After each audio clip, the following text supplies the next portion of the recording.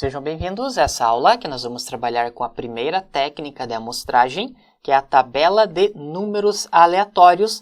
E essa técnica, hoje em dia, não é muito utilizada, é mais por questões históricas para você entender como era feita a amostragem há um tempo atrás, pois nós temos a amostragem randômica que é facilmente implementada por computadores. Não é necessário hoje em dia você utilizar uma tabela de números aleatórios. E só relembrando que nós temos o conceito da população, que é o todo, e nós precisamos retirar uma amostra que é uma parte da população. Nós temos a definição dessa tabela. Veja que nós temos vários números aleatórios. Você deve gerar uma tabela como essa. Por exemplo, no próprio Excel, existe a função para você gerar uma tabela randômica de números, ou em linguagens de programação você pode gerar uma matriz. Nós temos as linhas e as colunas, e você pode, por exemplo, gerar uma matriz com 20 linhas e 20 colunas. Assim você terá uma tabela de números aleatórios.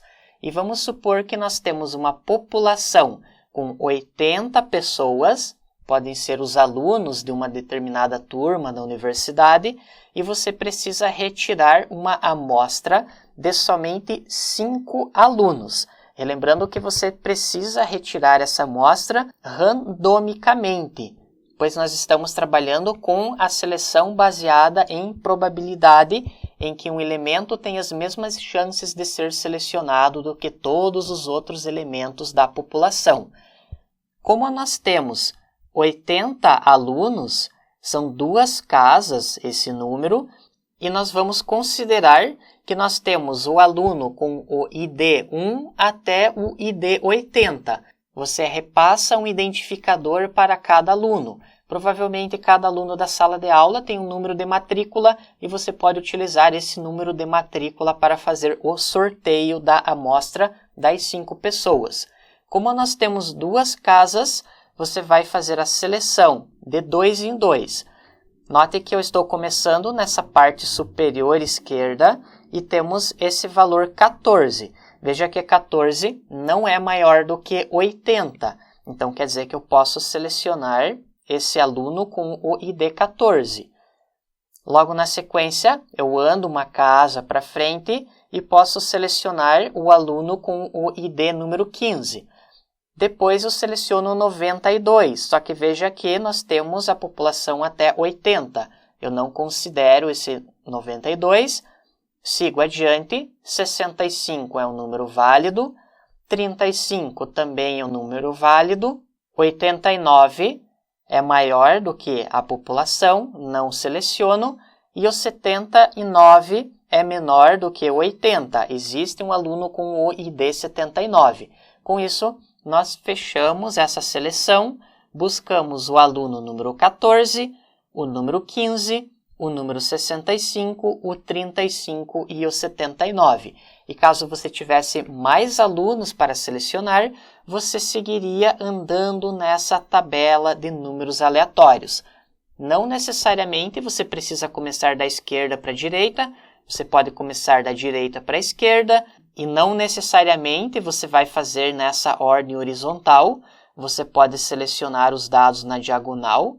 Por exemplo, nesse caso, você poderia selecionar o aluno número 11, o aluno número 25, o aluno número 46 e assim por diante. Vamos para mais um exemplo. Se nós tivermos uma população com 400 pessoas e também precisamos selecionar uma amostra de 5 pessoas. Como nós temos 3 casas, nós vamos agora fazer a seleção de 3 em 3 números. Eu vou começar, nesse caso, da direita para a esquerda e de baixo para cima. Veja que o 793 é maior do que a população, então nós não consideramos. 122, podemos selecionar, pois é menor do que o 400. 489 não entra. 272 posso selecionar, 575 é maior, 188 posso fazer a seleção dessa pessoa, 735 não, 956 também não, 247 posso selecionar, 996 é maior do que a população e 237 podemos selecionar. Com isso, nós selecionamos os alunos que possuem esses identificadores: 122, 272, 188, 274 e, por fim, 237. Com isso, fechamos essa aula que você teve uma breve visão de como funciona a tabela de números aleatórios. Obrigado e até a próxima aula!